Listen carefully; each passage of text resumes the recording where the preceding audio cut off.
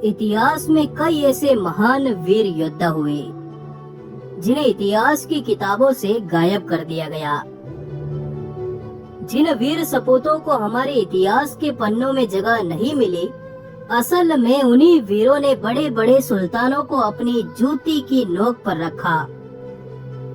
एक ऐसा ही वीर योद्धा था महाराणा राज सिंह। कौन थे महाराणा राज सिंह?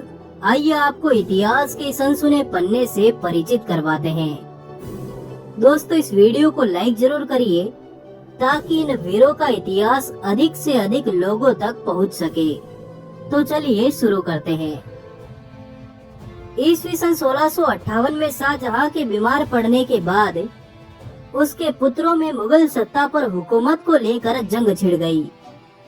शहजादे औरंगजेब ने राज सिंह को उसकी तरफ से लड़ने के लिए बुलाया, परंतु महाराणा ने मुगलों के लिए लड़ने से मना कर दिया और मुगलों की आपसी लड़ाई के समय उन्होंने मुगलों से टक्कर लेने के लिए 1 लाख सैनिकों की एक विशाल सेना का निर्माण करना आरंभ कर दिया। इस सेना के दम पर उन्होंने मेवाड़ में स्थित मुगल चौकियों को नष्ट करने के लिए एक बृहत्तर अभियान चलाया। साथ ही मेवाड़ के 12 ठिकानों को मुगलों से आजाद करवा लिया। उनकी सेनाएं चित्तौड़ के किले पर चढ़ गई और यहाँ पर तैनात मुगल सेना से चित्तौड़ के किले को विजयी कर लिया। ईस्वी सन 1615 में हुई मुगल मेवाड़ संधि, जिसके तहत यह तय हुआ था कि मेवाड़ी राणा द्वारा चित्तौड़ के किले की मरम्मत नहीं करवाई जाएगी, परंतु राणा राज सिंह जी ने मुगलों के खिलाफ खुले युद्ध का ऐलान करते हुए न सिर्फ चित्तौड़ को विजयी किया, बल्कि अपने पुरखों के भव्य चित्तौड़ दुर्ग की मरम्मत करवाना भी आरंभ कर दिया। 3 जुलाई सन 1558 में औरंगजेब अपने भाइयों से युद्ध जीतकर मुगलिया सल्तनत का बादशाह बन बैठा और इसी दिन उसने हिंदुस्तान की धरती से कुफ्र समाप्त करने की कसम खाई। इस समय तक जयपुर नरेश जय सिंह और मारवाड़ नरेश जसवंत सिंह राठौड़ का निधन हो चुका था। इन दोनों राजाओं की मृत्यु के बाद औरंगजेब निश्चिंत होकर बेखौफ बेलगाम हिंदू विरोधी फैसले देने लगा। बादशाह बनने के बाद औरंगजेब ने हिंदुओं पर एक बार फिर से जजिया कर लागू कर दिया। इस बात से मेवाड़ के महाराणा राज सिंह औरंगजेब से पूर्णतः नाराज हो उठे। उन्होंने कड़े शब्दों में औरंगजेब को एक पत्र लिखा कि अगर दिल्ली का कोई सिपाही जजिया कर वसूलने के उद्देश्य से मेवाड़ में घुसा तो मारा जाएगा। अगर सूर्यवंशी पाग बांधकर मैंने तेरे विरोधियों से हाथ मिला लिया तो दिल्ली का पाया तख्त हिलाने में समय नहीं लगेगा। उस समय सिख, जाट, मराठा और सतनामी मुगलों के कट्टर दुश्मन बन नंगी तलवारें लिए घूमते थे। औरंगजेब को यही भय था कि अगर इन सबको मेवाड़ के सिसोदिया राणा का साथ मिल गया तो मेवाड़ की ताकत को भेद पाना आसान नहीं होगा। इस तरह मेवाड़ के राज सिंह के छत्र तले मेवाड़ से 1 रुपए का भी जजिया कर नहीं वसूला गया। इस पर छत्रपति शिवाजी महाराज ने औरंगजेब को ताना मारते हुए पत्र लिखा कि क्या औरंगजेब सिर्फ निहत्थे हिंदुओं पर जोर चलाएगा? क्या उसमें इतनी हिम्मत है कि वो मेवाड़ के राणा से जजिया कर वसूल सके? दक्कन में अगर तेरी सेनाएं हिंदुओं को सताने उतरी तो मैं भी तेरा वही हश्र करूंगा। ईस्वी सन 1669 में औरंगजेब ने एक नया फरमान जारी किया, जिसके तहत भारत के सभी हिंदू मंदिरों को ध्वस्त करने के लिए मुगल सेनाएं मंदिरों पर चढ़ गई। हरिद्वार, काशी, मथुरा और वृंदावन में भयानक रूप से हिंदुओं के पावन स्थलों को अपवित्र कर दिया गया। मुगल सेनाओं ने जब वृंदावन में प्रवेश किया तो उन्होंने वृंदावन के प्रसिद्ध श्रीनाथ जी के मंदिर को तोड़ दिया। वृंदावन के पुरोहित श्रीनाथ जी की इस मूर्ति को लेकर कई दिनों की लंबी यात्रा को पार कर मारवाड़ में चले आए। मारवाड़ के ठिकानों ने इन पंडितों को एक हवेली दान दे दी, जहां वे हरि कीर्तन करने लगे। 2 महीने बीत जाने के बाद औरंगजेब ने आदेश जारी किया कि मूर्तियों को लेकर भागने वाले पंडों को अगर किसी राजा ने शरण दी तो उन राज्यों पर चढ़ाई कर उन्हें खालसा घोषित कर दिया जाएगा। इस आदेश के बाद मारवाड़ी ठिकानों ने पुरोहितों को उनकी हवेली से निकलने का निवेदन किया। साल 1671 में जब राणा राज सिंह को इस घटना का पता चला तो वे स्वयं उन पंडितों को लेने चले गए और श्रीनाथ जी की इस मूर्ति को अपने राज्य में स्थापित करवाकर इस जगह को नाथ द्वारा के नाम से प्रसिद्ध कर दिया। जब महाराणा को पुरोहितों से ज्ञात हुआ कि पावन नगरी हरिद्वार को औरंगजेब द्वारा ध्वस्त कर दिया गया, तो उन्होंने अपने पुत्र भीम सिंह को तुरंत गुजरात के लिए रवाना कर दिया। भीम सिंह ने मुगलों के अधिकार वाले गुजरात में प्रवेश कर 300 मुगल पूजागरों को ध्वस्त करवा दिया। भीम सिंह सूरत को लूटकर मालवा को विजयी करता हुआ नर्मदा की धाराओं को जीतकर आगे बढ़ा और मांडव, उज्जैन तथा चंदेरी तक भगवा झंडा गाड़ आया। इस घटना से औरंगजेब तिलमिला उठा, पर फिर भी वो शांत रहा।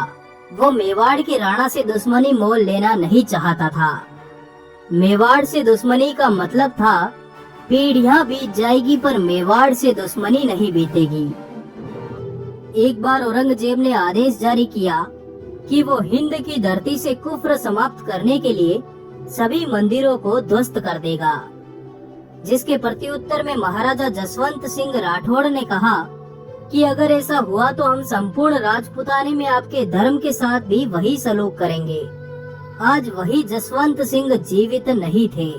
राजन की मृत्यु के तुरंत बाद ईस्वी सन 1678 में औरंगजेब ने जोधपुर राज्य को खालसा घोषित कर मुस्लिमों को सौंप दिया और कहा कि आज कुफ्र का गढ़ इस्लाम का घर हो गया। जसवंत सिंह के सेनापति वीर दुर्गादास राठौड़ काबुल से तुरंत जोधपुर चले आए। मुगल सत्ता के खिलाफ युद्ध का ऐलान कर दिया।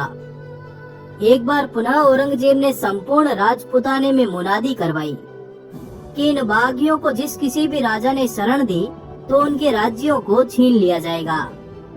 वीर दुर्गादास नन्हे राजकुमार को लिए सिरोही की घाटियों में पहुंच गए। वहां के राजा ने उनको तुरंत राज्य से निकल जाने को कहा। तब राज्य के राजगुरु जयदेव ब्राह्मण ने इन राठौड़ कुंवरों को अपने घर में छुपा लिया। मुगलों को सूचना मिलते ही उस ब्राह्मण को 32 टुकड़ों में काट कर दिल्ली भेज दिया गया। महाराणा राज सिंह जो कुंवर अजीत सिंह जी के मामा थे, उन्होंने मुगलों के इन शत्रुओं को अपने राज्य मेवाड़ में बुला लिया। इस बार तो औरंगजेब राणा राज सिंह जी से भयानक रूप से नाराज हो गया। उसने मेवाड़ पर हमला तो नहीं किया, पर महाराणा राज सिंह को अपनी ताकत दिखाने के लिए एक अन्य राजपूत रियासत किशनगढ़ पर आक्रमण कर दिया। औरंगजेब की दिल ही ख्वाहिश थी कि किशनगढ़ की राजकुमारी चारुमती से उसका विवाह हो जाए। पर जब औरंगजेब की सेनाएं किशनगढ़ पर चढ़ाई, तभी महाराणा राज सिंह अपनी सेनाएं लेकर आ गई और किशनगढ़ की राजकुमारी चारुमती से विवाह कर उसे अपने साथ मेवाड़ ले गए। औरंगजेब एक बार फिर हाथ मसलता रह गया और पुनः दिल्ली चला गया। औरंगजेब का मेवाड़ पर आक्रमण। बार बार अपनी खिल्ली उड़ते देख औरंगजेब ने अंत में ईस्वी सन 1679 में मेवाड़ पर आक्रमण कर ही दिया। उसने अफगान, दक्षिण, उत्तर, बंगाल और मध्य भारत से तमाम मुगल सेनाओं को तत्काल दिल्ली बुलवाया। 5 लाख की विशाल सेना वाला मुगल लश्कर लेकर औरंगजेब अपनी रानियों सहित मेवाड़ को फतेह करने के लिए निकला। 5 महीने के लंबे सफर के बाद औरंगजेब ने अपनी सेनाओं सहित उदयपुर में प्रवेश किया और उदयपुर के प्रसिद्ध जगदीश मंदिर को तुड़वाकर उसने काफिरों के खिलाफ युद्ध की हुंकार भरी। इस समय महाराणा राज सिंह मेवाड़ की समस्त जनता के साथ ऊंचे पर्वतों पर चले गए और अपनी सेनाओं को 5 भागों में विभाजित कर दिया। औरंगजेब ने महाराणा का पता लगाने के लिए अपनी सेनाओं को कई हिस्सों में भेज दिया और औरंगजेब स्वयं चित्तौड़, मंदसौर और मांडलगढ़ को विजयी करता हुआ मेवाड़ की घाटियों पर चढ़ाया। जहां उसने सामने देखा तो महाराणा पहले से वहीं मौजूद थे। औरंगजेब ने अपनी सेनाओं को अलग अलग हिस्सों में महाराणा की खोज में भेजा हुआ था और इस समय उसके पास छोटी सी सैनिक टुकड़ी थी। ऐसी स्थिति में वो महाराणा को पूरे लश्कर के साथ देखकर घबरा गया। तुरंत ही महाराणा ने घेरा बनाकर औरंगजेब पर हमला किया। इस घाटी पर घनघोर युद्ध हुआ। हसन अली खां औरंगजेब को बचाकर युद्ध भूमि से बाहर ले गया। बादशाह के निकलते ही मुगल सेना भी रफू चक्कर हो उठी। उन्होंने पीछे मुड़कर भी नहीं देखा। कहा जाता है कि ईस्वी सन 1680 में औरंगजेब के षड्यंत्र के तहत महाराजा राज सिंह जी को विष दे दिया गया था, जिससे उनकी मृत्यु हो गई। वीर महाराणा राज सिंह के इस अनसुने पन्ने को सुनकर आपको कैसा लगा, बताइएगा कमेंट बॉक्स में। इस वीडियो को लाइक जरूर करें ताकि हमारे वीरों के इतिहास का यह वीडियो अधिक से अधिक लोगों तक पहुंच सके। आपका आभार, धन्यवाद, जुड़े रहिए।